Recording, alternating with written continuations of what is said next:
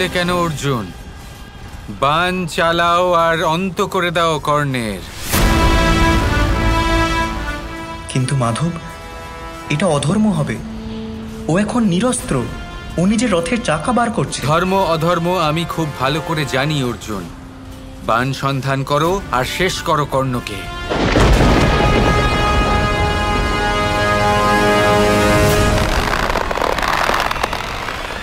দাঁড়াও অর্জুন, এমন অধর্ম করো না। প্রথমে রথের চাকা গর্ত থেকে বার করতে দাও, আমাকে ধনুক নিতে দাও। তারপরে যদি তোমার বাহুতে বল থাকে আর বাণ চালানোর প্রতিভা, তাহলে তা প্রয়োগ করতে পারো। কি অদ্ভুত কথা কর্ণ! আজ যখন বিষয়টা নিজের প্রাণের, তখন তুমি অধর্মের কথা ভাবছো।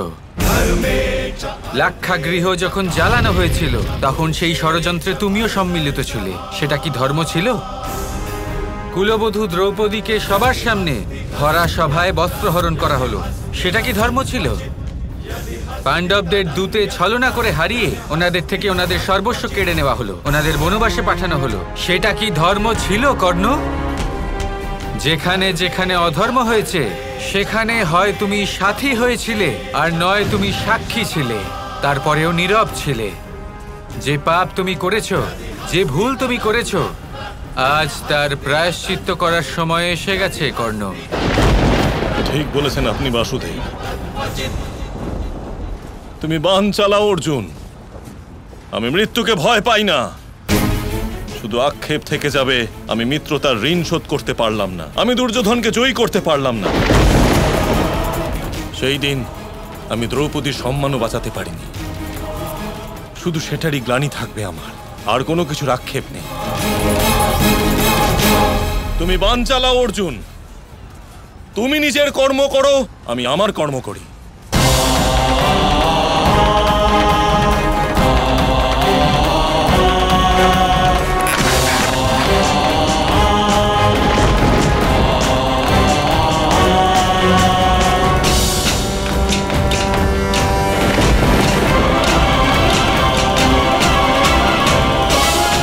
বাণ চালাও পার্থ।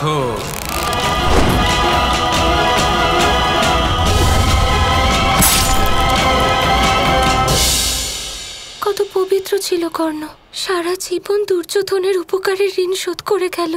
তুমি সত্যি ওকে এই বন্ধন থেকে মুক্ত করলে কৃষ্ণ। ঠিক বলেছ রাধা। মানুষ যত ইচ্ছে নিজেকে শক্ত বাঁধনে বেঁধে ফেলুক না কেন, মৃত্যুর পরে সব মুক্ত হয়ে যায়, সব ভেঙে যায়। আজ কর্ণের উত্থান ঘটেছে, আজ এই ত্রস্ত জীবন থেকেও মুক্ত হয়েছে। আর এর সাথেই আয়ানের জীবনও চিরকালের জন্য বদলে যাবে রাধা। কারণ কর্ণের মৃত্যু খুব প্রভাবশালী হতে চলেছে আয়ানের ওপর।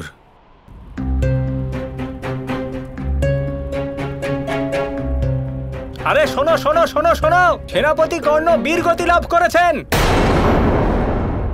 অর্জুন কর্ণকে বধ করে দিয়েছেন। এটা কি করে সম্ভব? আয়ান, কি হলো? তুমি ঠিক আছো তো? অঙ্গরাজ কর্ণের মৃত্যু হয়ে গেছে রাধা। কৌরবদের অন্তিম আশাও সমাপ্ত হয়ে গেছে। কিন্তু এটা কি করে সম্ভব হতে পারে? কর্ণকে মেরে ফেলল। এটা কিভাবে করলো এই কৃষ্ণ? 14তম দিন পর্যন্ত পাণ্ডবদের পরাজয় হচ্ছিল। তারপর কৃষ্ণ বলল যে আর 4 দিনে যুদ্ধ শেষ হয়ে যাবে। আর তারপরে একে একে প্রথমে গুরুদ্রোণ, তারপর দুঃশাসন, আর এবার মহারথী কর্ণ। সবাই বীর গতি প্রাপ্ত হলেন। কিন্তু আমি কিছুতেই এটা বুঝতে পারছি না যে এসব হলো কি করে।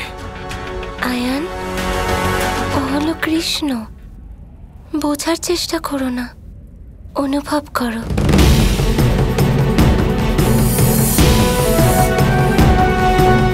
প্রথমবার জীবনে প্রথমবার আমি আভাস পাচ্ছি যে এই কৃষ্ণকে দেখে যতটা মনে হয় ও তার থেকে অনেক বেশি গভীর। কিছু এমন তো নিশ্চয়ই আছে যা শুধু ওই জানে, কিন্তু ও কখনো কাউকে বলে না। ও এটা কিভাবে বলল যে 4 দিনে এই যুদ্ধ সমাপ্ত হয়ে যাবে? 18তম দিনে এই যুদ্ধ সমাপ্ত হয়ে যাবে। কাল 18তম দিন, অর্থাৎ কাল সবকিছু সমাপ্ত হবে। যদি কৃষ্ণ বলে থাকে তাহলে কেন হবে না? তুমি বলো, তোমার মনে কি চলছে? আমি ওই পাহাড়ের কাছে যেতে চাই রাধা, কৃষ্ণের সাথে দেখা করতে, এটা জানার জন্য যে ও আসলে কে।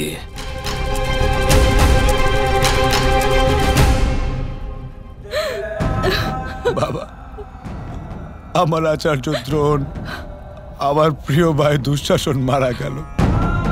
আমার সব ভাইয়ের থেকে প্রিয় আমার বন্ধু কর্ণ আজকে আমাকে ছেড়ে চলে গেল। বাবা, এই পীড়া আমি সহ্য করতে পারছি না। বাবা, এমন মনে হচ্ছে যে ওই অর্জুনের বাণ আমার মিত্র কর্ণের নয়, আমার বুকে লেগেছে। এই পরিণামের বিষয় যুদ্ধের পূর্বে ভাবা উচিত ছিল পুত্র। এখন বিলাপ করে কোনো লাভ নেই। এই সবকিছু বাসুদেব কৃষ্ণ পাল্টে দিয়েছে, সবকিছু। সবাইকে ছলনা করে মেরেছে মা। ওই বাসুদেব কৃষ্ণ পাণ্ডবদেরকে ছলনা করে জেতাচ্ছে। এবার আমি ওকে শেষ করব আমি ওকে। এত ক্ষতি হওয়ার পরেও তোমার মন থেকে প্রতিশোধের আগুন যায়নি পুত্র। এখন ছাড়ো এই জেদ পুত্র, ত্যাগ করো যুদ্ধ। এই দুজন দৃষ্টিহীনের কাছে আশার একটাই আলো বেঁচে আছে এখন, আর সেটা শুধু তুমি পুত্র। আমরা তোমাকে হারাতে চাই না। কিন্তু মা, আমি আমার আত্মসম্মান হারাতে চাই না। আমি যুদ্ধ করব, আর আমি জিতবো এই যুদ্ধ মা, আমি। দুর্যোধন আজ যা ভোগ করছে তা হলো ওরই কর্মফল, আর এই শিক্ষা হলো সমস্ত সংসারের জন্য। যতই কারোর অবস্থা দেখে আমাদের খারাপ লাগুক না কেন, আমি তাকে ততক্ষণ সাহায্য করতে পারবো না যতক্ষণ না তার কর্ম শুভ হচ্ছে। ঠিক বলেছ। কাল 18তম দিন, যুদ্ধের শেষ দিন। জয় আর ধর্মস্থাপনার মধ্যে শুধুমাত্র একটা রাতের ব্যবধান আছে। কিন্তু আমাকে এটা বলো, আয়ানকে নিয়ে তোমার মনে কি পরিকল্পনা চলছে? এমন কি আছে ওই পাহাড়ে যার জন্য তুমি ওকে ডেকেছ? এমন কিছু যার ফলে আয়ানের জীবন চিরকালের মতো বদলে যাবে।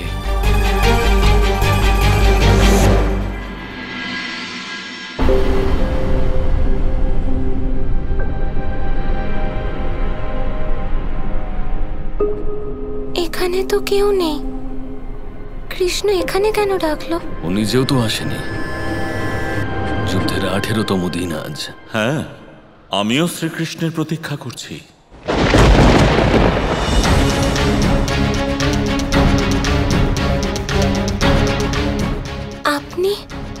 আপনি কে? আর আপনি এই অবস্থায় কিভাবে কথা বলছেন? আপনার বাকি শরীর কোথায়? সে কাহিনী অনেকটাই জটিল, পরে কোনোদিন শোনাবো। আর আমার কি পরিচয় সেটা বলে দিচ্ছি। আমি হলাম বারবারিক, মহাবলী ভীম আর হিড়িম্বার পুত্র, বীর ঘটোৎকচের পুত্র আমি। শ্রীকৃষ্ণ আমাকে এখানে রেখেছেন যাতে আমি যুদ্ধটা দেখতে পাই। কৃষ্ণ আয়ানকে এখানে ডেকেছে, আপনাকেও এখানে রেখেছে। এই সবের পিছনে ওর উদ্দেশ্যটা কি? ও নিজে তো এখনো এলো না। এখনো যুদ্ধ সমাপ্ত হয়নি, আপনারাও এসে দেখুন। আসুন। কৃষ্ণ কৃষ্ণ কৃষ্ণ কৃষ্ণ